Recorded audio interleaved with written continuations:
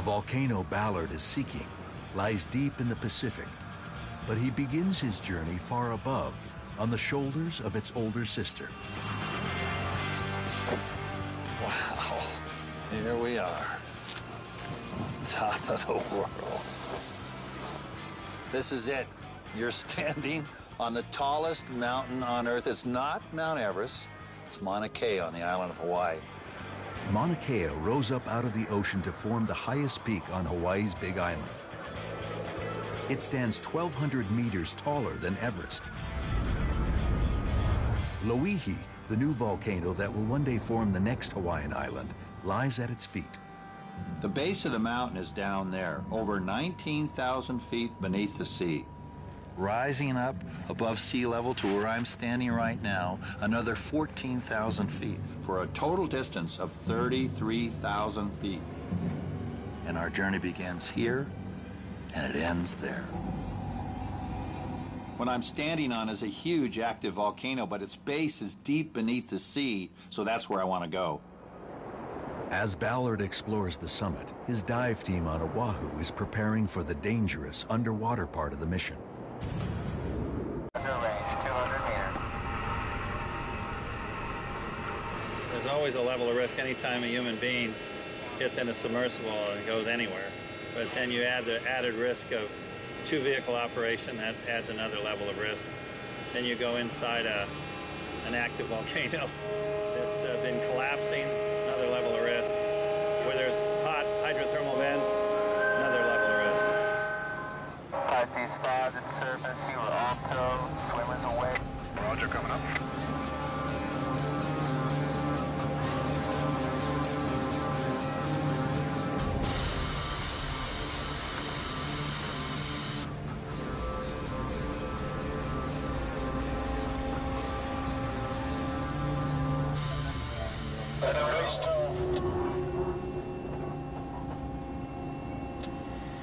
There we go. Now they're gonna let us go, and we're gonna flood our tank. Ironically, the most unpleasant part of the dive is the first few meters. And when you first get in, it's hot, and this is where you're gonna rock and roll the most. So tracking your calls. you want to get through your pre-dive and dive as fast as possible.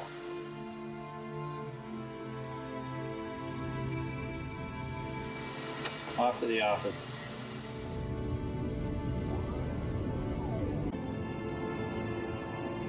You can't power down.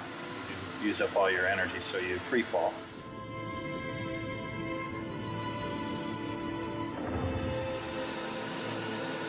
Okay, Pisces 4 is passing, 100 meters, over.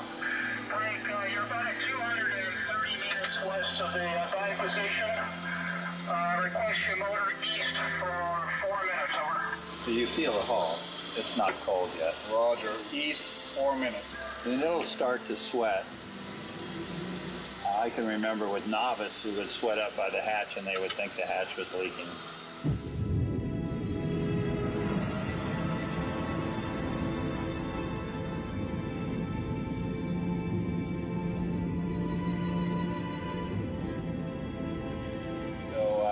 Now we enter the world of eternal darkness. Now we enter the world where most of our planet is located. The place I've gotten to know.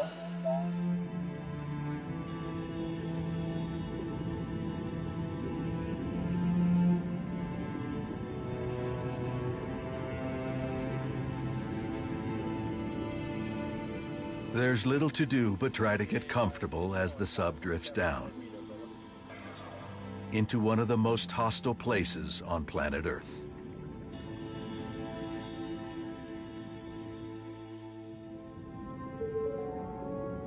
Almost 1,000 meters down in the darkness of the abyss, Dr. Robert Ballard finally sets eyes on the barren outer flanks of Loihi. The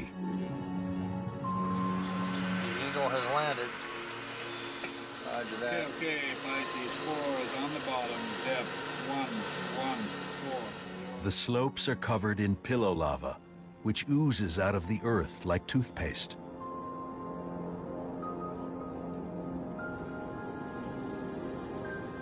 Outside, the pressure is 100 times that of land. All systems seem to be functioning, and that are coordinated maneuvers.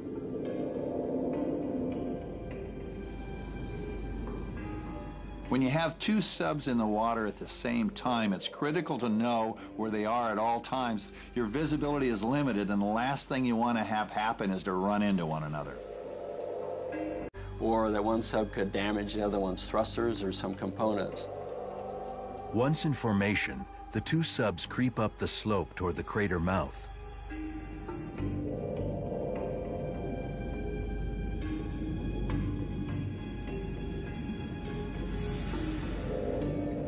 Ridges provide a highway to the summit. Is it dangerous? Yes. Anytime you dive in a deep submersible, it's dangerous, particularly when two subs are working close to one another, and even more so when they're working in tight quarters inside an active volcano. There's a tight 80-meter gap through which the subs can drop into the crater. But if they even brush the rubble-strewn sides, they could start an avalanche. And just a thruster blast hitting can start a landslide. And we've had that go where it just starts this landslide and a big silt cloud's up, and you hear it just going and going and going like a river. Suddenly, Pisces 4 loses sonar contact with the walls. Yeah, we've lost all terrain, so we're risen. Then, the two subs lose visual contact with each other. And the lead sub is trying to gauge the distance from the walls to try and shoot the gap between the gateway, and the second sub loses contact, then it would be really hard for us to reestablish contact. Moments like this are always tense. You can't see him, he can't see you. You look at your sonar, he's just a few feet away. And that's exactly what happens. By sheer luck, Pisces 5 suddenly reappears.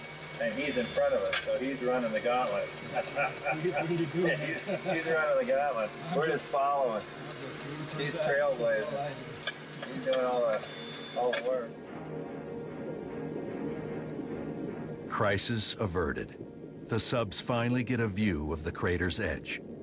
It's strewn with broken boulders, evidence of recent violent eruptions.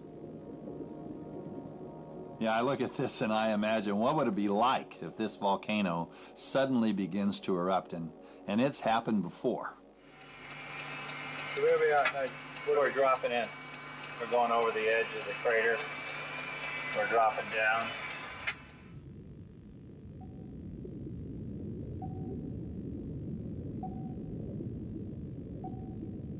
Even with their sonar, this is stumbling in the darkness. Sloping both sides, mostly up to the left. The water is clear, but their visibility is limited by the range of the lights. Once the tight entrance is behind them, the subs aim for the steep opposite wall, where Ballard hopes to find the active hydrothermal vents. Clear all around us. We're out in La La Land now. Sonar clean.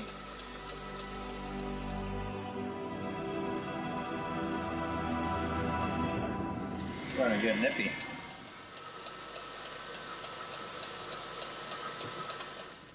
As the subs inch across the open crater, there's just time to grab some food. Even a squash peanut butter and jelly sandwich tastes good. M&M's.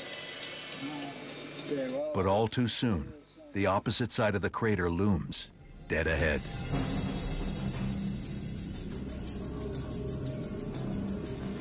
There's a big wall, there it is. Just came screaming in. Whoa, you might want to back up. We're inching along this vertical wall looking for hot water coming out of the volcano, and just under these lava flows is molten magma that's 1,200 degrees centigrade. The subs are right up against the unstable rock.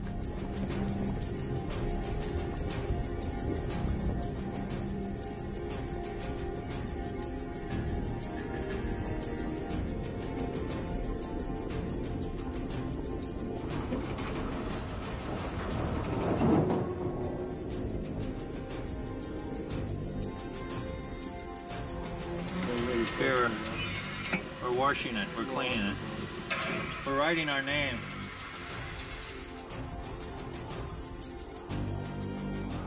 As the subs hug the contours of the wall, a large overhanging rock blocks their path. It looks like this is a big spire right in front of us.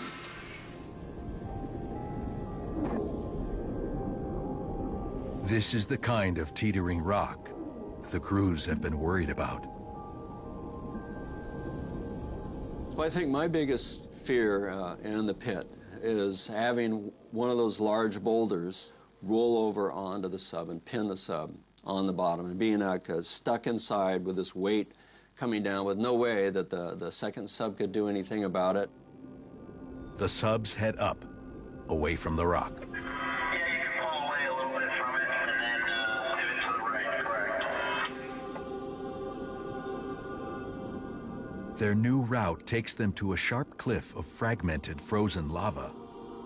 Ballard, ever the geologist, is impressed. Okay. That's cool. That is pretty cool.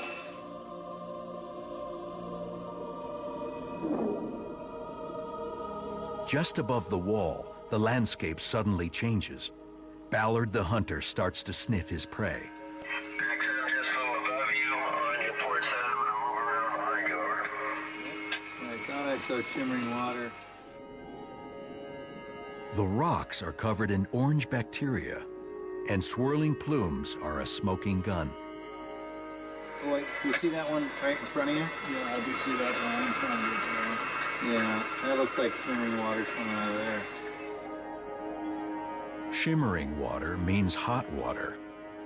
Just under the crust, it's being heated by red-hot magma.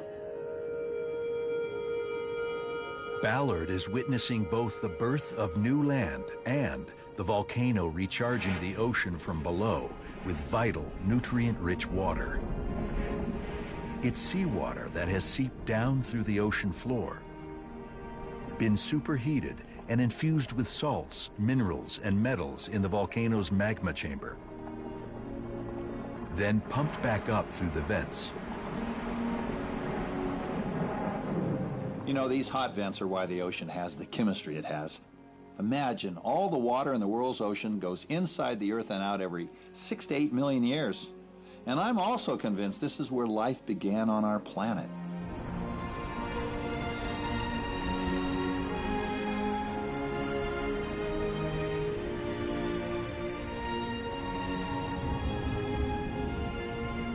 And there's thousands of them in the ocean.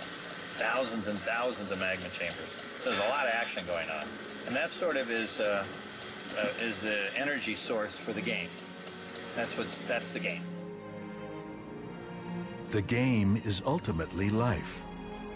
Volcanoes create new land, but they also provide the oceans with the chemicals that all living things require, and they've been doing it for millions of years.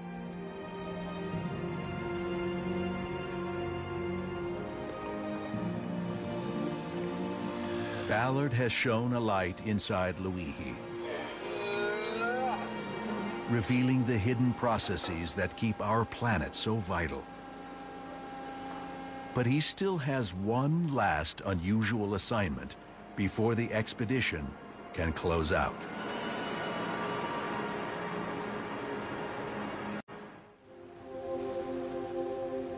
It's sunset on the KOK. Subs are stowed, teams resting. But their work is not quite done. They're heading south to Luihi's deepest point. Ballard's seen the volcano's geology. He's now after the life that inhabits it. But it's further down than even the Pisces subs can go. Isn't it amazing? People are flying around every day at 19,000 feet, and only a handful of people have ever been to that depth beneath the sea.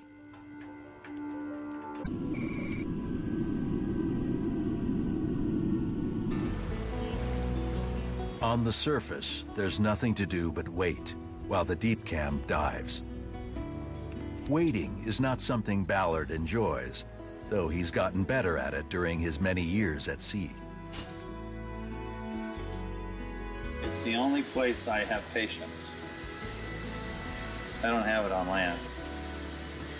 But here I know I can't arm wrestle it to the ground. Try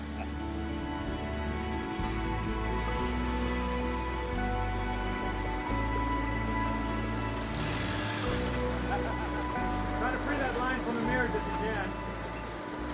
When the probe finally returns, it brings with it the first fantastic images from this dark, mysterious world. There we go. There's a number of... It takes a few hours before the strange creatures of the deep begin to sniff out the bait that's attached to the camera. Never seen that guy. That's cool. This is a cusk eel, a creature rarely seen on video. Today is the first time one has been filmed seeking food. Its eyes are of no use, but it likely relies on its huge nostrils to guide it to food that has fallen from the surface. Joining it are 2 shrimp and a cutthroat eel, the ultimate alien scavenger. There, you can see this animal twisting about, trying to rip off a chunk of the bait. And when it does so, of course, it kicks up all these little crustaceans called amphipods. There's clouds of these things in the water. That we're feeding on it. Yeah. Then, something large looms into view. Now here comes some good size. Yeah. Now give me the dimension. I mean, on that. this. What's this? Oh, that's about. It's a shark, and a rare one. Almost 3 meters long, it's known as a false cat shark. When it's not coming in for a free lunch, it hovers near the bottom of the abyss, feeding on eels and other fish. It's the top predator here, in a huge world of thinly spread food resources. I mean, these are the, creatures that seldom get seen because you don't have the time to sit and wait. Total darkness is a constant, near freezing temperatures, and you get the same habitat. So this is probably the biggest habitat, benthic habitat on the planet, Right. is what we're looking at. It's a huge reservoir of life, of biomass on the planet. It definitely demonstrates you don't want to be buried at sea. That's for sure. What really intrigues me is that at the top of Mauna Kea, there's nothing but rocks. And down here it also looks barren, but even in this dark alien world, there's way more life.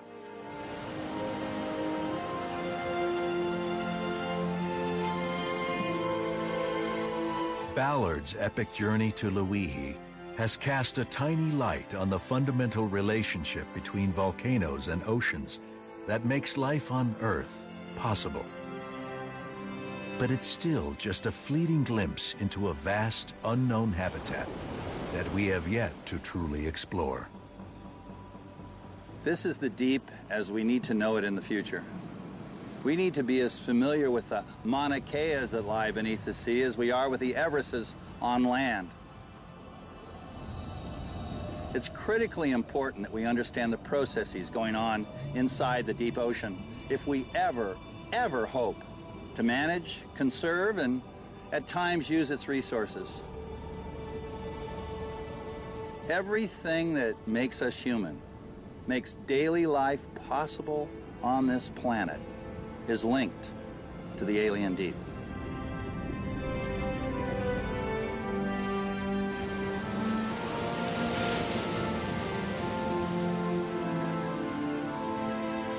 For Ballard, this is the next frontier.